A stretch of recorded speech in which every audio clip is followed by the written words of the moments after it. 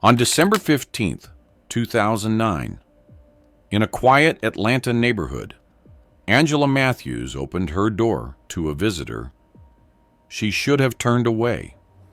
What began as an innocent exchange with the neighbor's son quickly spiraled into a web of secrets that no one in the tight-knit community could have anticipated.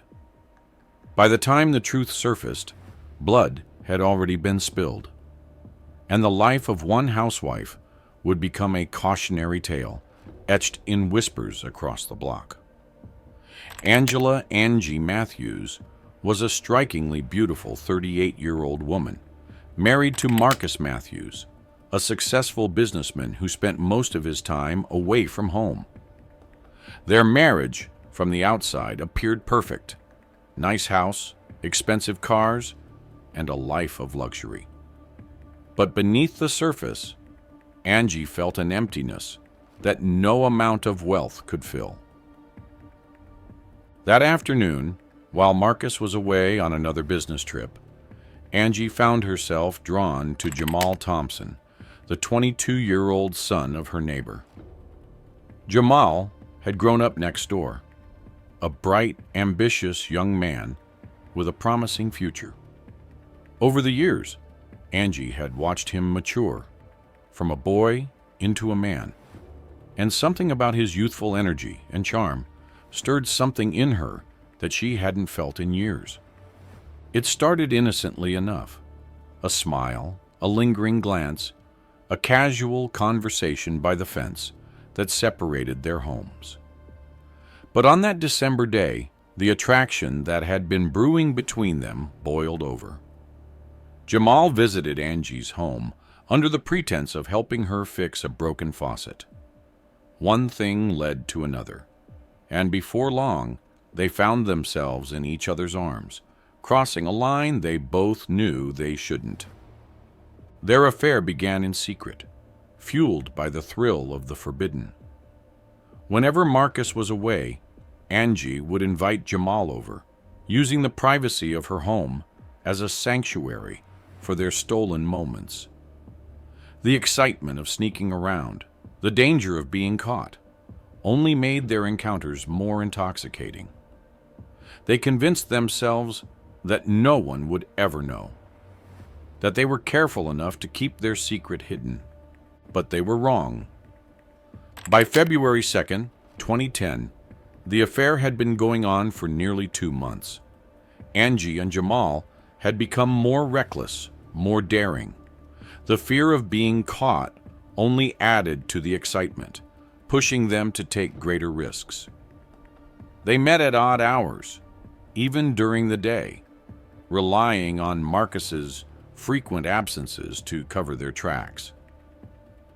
That morning, Marcus was supposed to be in Chicago for a business meeting. Angie, confident that she had the day to herself, invited Jamal over as usual. They spent hours together, losing themselves in the intensity of their relationship.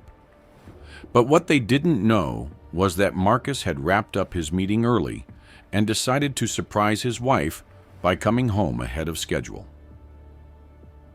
At 2:45 p.m., Marcus pulled into the driveway. Angie and Jamal were upstairs, completely unaware of his presence. As Marcus entered the house, he called out for Angie, his voice echoing through the quiet halls. Angie's heart nearly stopped when she heard his voice. Panic set in as she realized the danger they were in. She frantically pushed Jamal out of bed, urging him to hide. Jamal, half-dressed and shaken, barely had time to slip out of the bedroom and into the adjacent bathroom. Marcus, oblivious to the tension in the air, made his way upstairs, calling Angie's name. Angie quickly pulled herself together, forcing a smile as she met Marcus in the hallway. She made up a story about taking a nap, hoping he wouldn't notice the disheveled state of the bedroom behind her.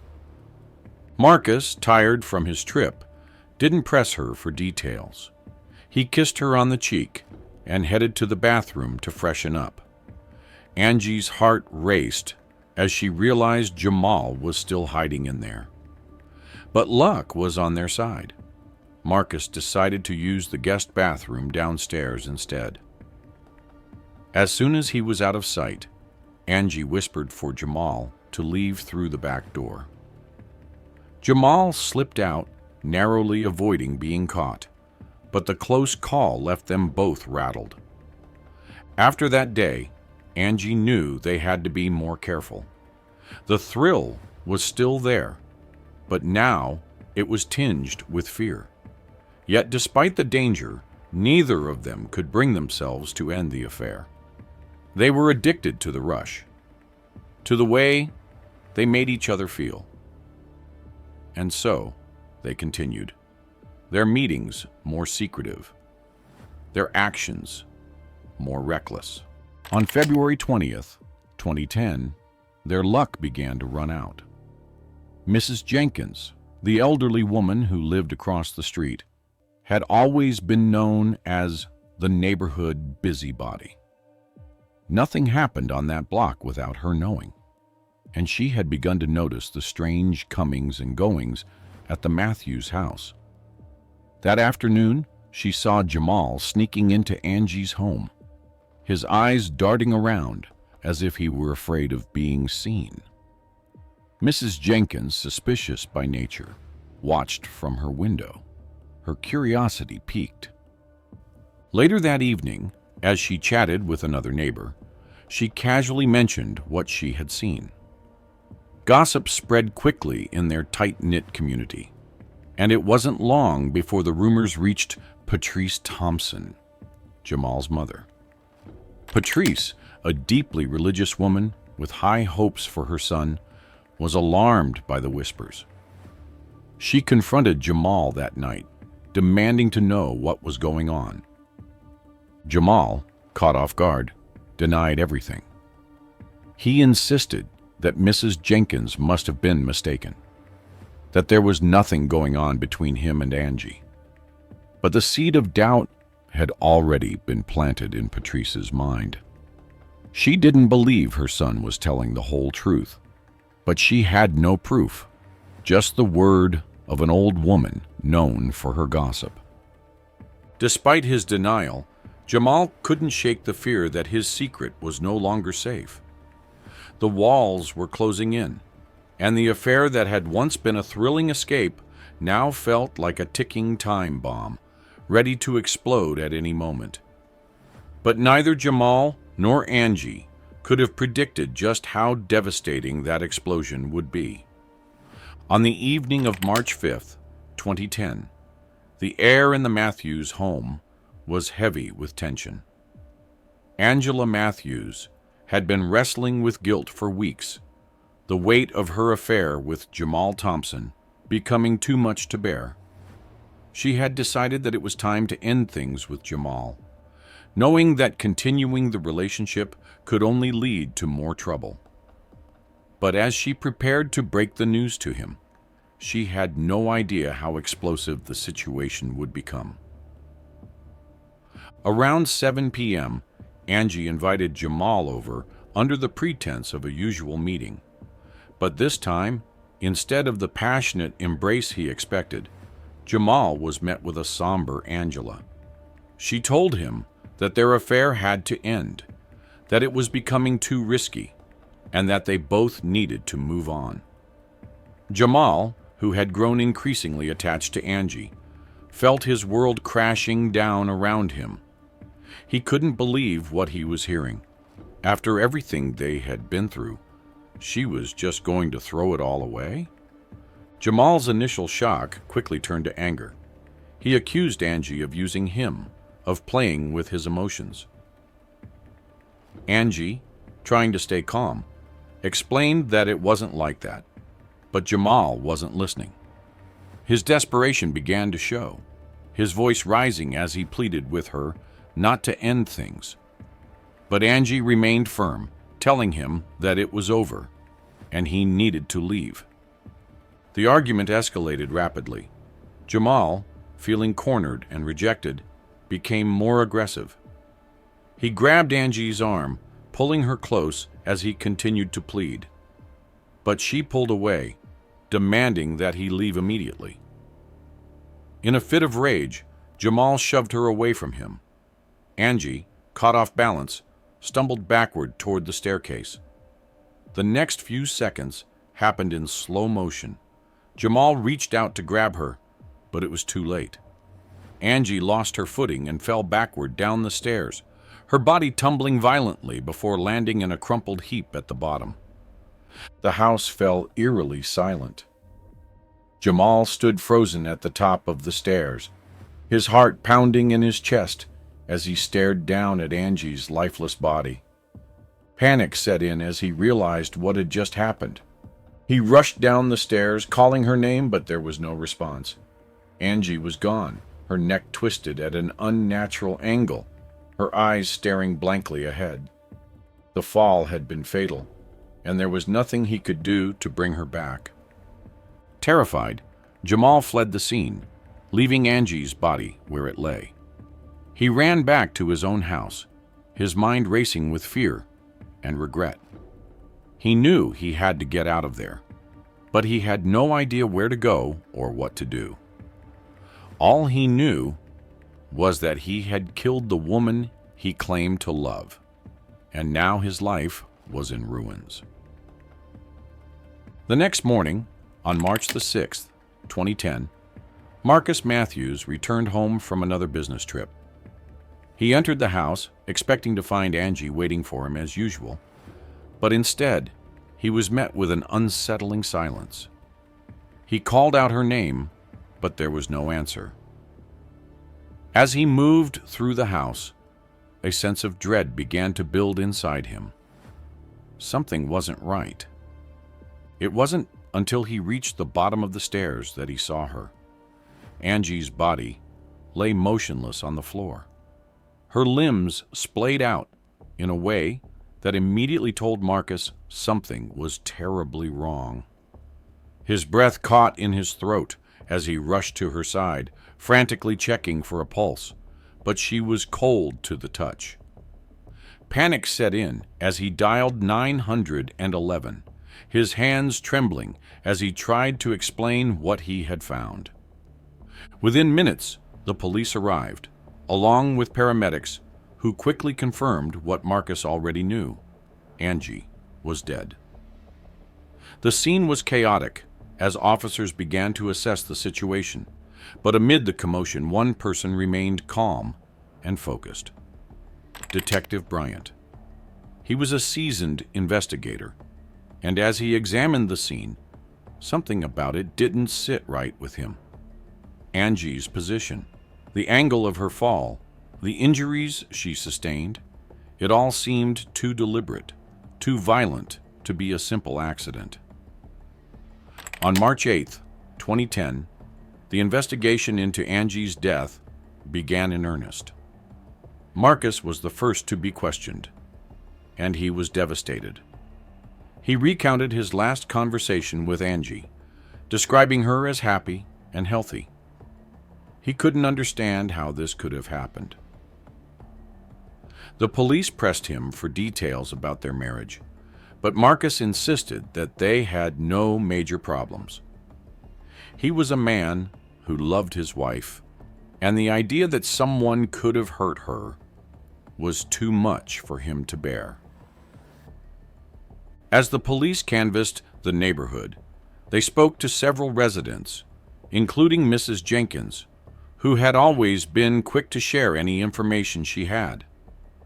Mrs. Jenkins told the officers about the frequent visits she had noticed between Jamal and Angie. She had seen Jamal entering the Matthews house on multiple occasions, often when Marcus was out of town. To her, it was clear that something was going on between them. This information piqued Detective Bryant's interest. He began to dig deeper into the relationship between Jamal and Angie, suspecting that there was more to the story than met the eye.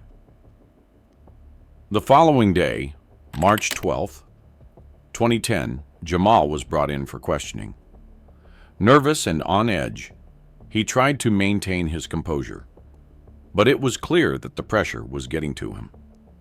He denied any involvement in Angie's death, claiming that he hadn't seen her in days.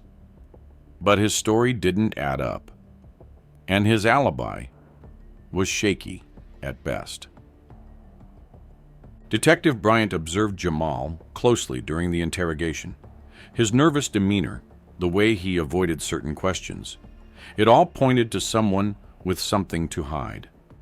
The detective wasn't convinced by Jamal's denials, and he suspected that there was more to the story. As the investigation continued, Patrice Thompson became increasingly worried. She knew her son better than anyone, and she could tell that something was weighing heavily on him. She tried to get him to open up, to tell her what was going on, but Jamal remained tight-lipped. He was scared, and he knew that the noose was tightening around him.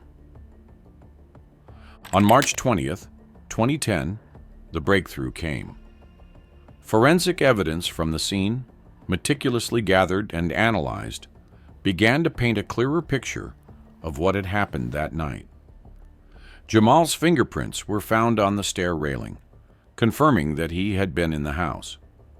But the most damning evidence came in the form of text messages recovered from Angie's phone.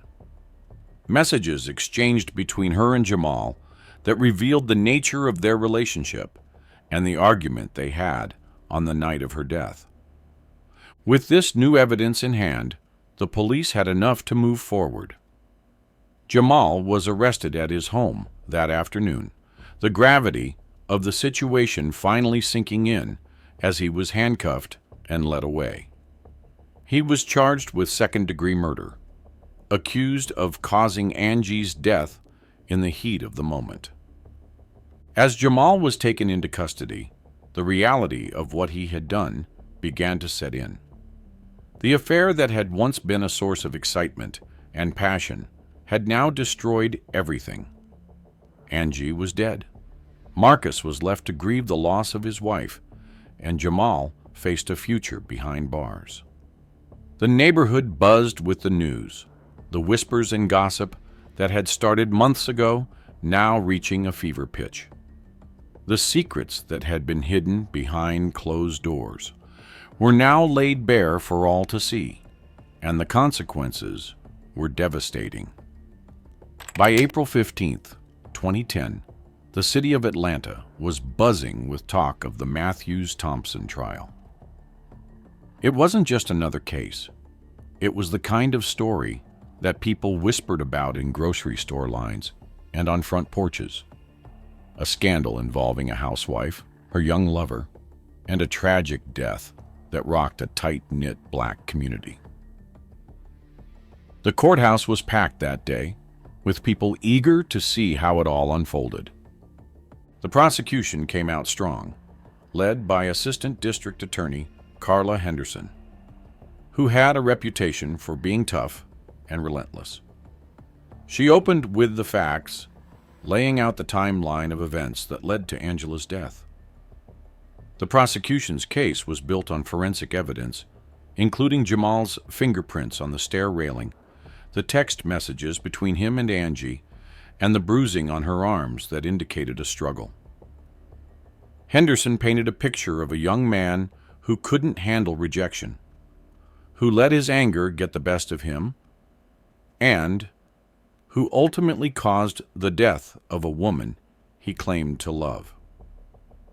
On April 16th, 2010, the neighbors took the stand, one after another, recounting what they had seen and heard in the months leading up to Angie's death.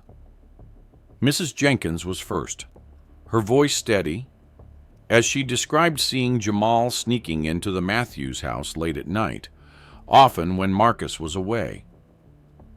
She spoke about the rumors that had swirled around the neighborhood, rumors that everyone had heard, but no one wanted to believe.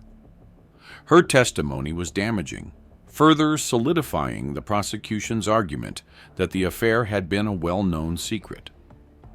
Marcus Matthews testified on April 18th, 2010. He walked to the stand with a heavy heart, the grief of losing his wife still raw. As he spoke, his voice wavered, but he remained composed. He talked about his marriage to Angie, how things had been good in the beginning, but had started to fall apart over time. He admitted that they had grown distant, that he had been working more and more, and that they had stopped communicating like they used to. But even with the cracks in their marriage, Marcus insisted he had no idea Angie was having an affair until the police investigation began. He spoke of his love for his wife, his shock at finding her lifeless body, and his deep pain over losing her in such a tragic way. The defense, led by attorney Jonathan Reed, argued that the affair was indeed a tragic mistake, but not a crime. On April 20th, 2010, Patrice Thompson, Jamal's mother, took the stand to testify on behalf of her son. She was a proud, strong woman, but as she sat before the jury, she was visibly shaken. With tears in her eyes, she described Jamal as a good boy who had never been in trouble before. She talked about how hard it had been for him growing up without a father, how she had done her best to raise him right. Patrice pleaded with the jury to see her son not as a criminal, but as a young man who had made a terrible mistake in a moment of anger and confusion. On April 23, 2010, the defense presented their argument that Angie's death was not murder, but an accident. Reed argued that Jamal had never intended to harm her, that the fall was a tragic result of a heated argument that spiraled out of control. He pointed out that Jamal had tried to stop her from falling, that he had been devastated by what happened, and that he had not premeditated any of it. But the prosecution wasn't swayed, insisting that the evidence showed a crime of passion, driven by jealousy and desperation. After weeks of testimony and deliberation, the jury reached a verdict on May 10, 2010. The courtroom was tense as everyone awaited the decision. The jury found Jamal Thompson guilty of involuntary manslaughter. It was a lesser charge than the second-degree murder he had initially been accused of, but it still carried a significant penalty. Jamal was sentenced to 15 years in prison, with the possibility of parole after 10 years. As the sentence was read, Patrice broke down in tears, her cries echoing through the courtroom. Jamal, now shackled, hung his head, the weight of his actions and the loss of his freedom crashing down on him. The aftermath of the trial was devastating for everyone involved. On June 5, 2010, Marcus Matthews made the difficult decision to sell the house where he and Angie had lived for so many years. The memories were too much for him to bear. The laughter, the arguments, and the tragedy that had shattered his world. He couldn't stay in the neighborhood where everyone knew his story, where the whispers and pitying glances followed him everywhere he went. So Marcus packed up his belongings and moved away, hoping to find some peace and start over in a place where no one knew his name.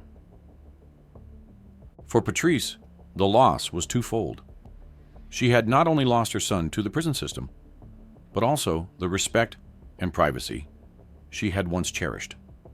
Her once active presence in the community faded as she became more reclusive, the weight of Jamal's actions heavy on her heart. Neighbors who once greeted her warmly now avoided eye contact, unsure of what to say. The vibrant, close-knit community was left fractured. The scandal, a constant reminder of how quickly things could fall apart. In the end, the affair that was supposed to be a secret passion became a deadly obsession. But this is nothing compared to the case where the housewife had an affair with the neighbor's daughter, which ended in a horrible drama.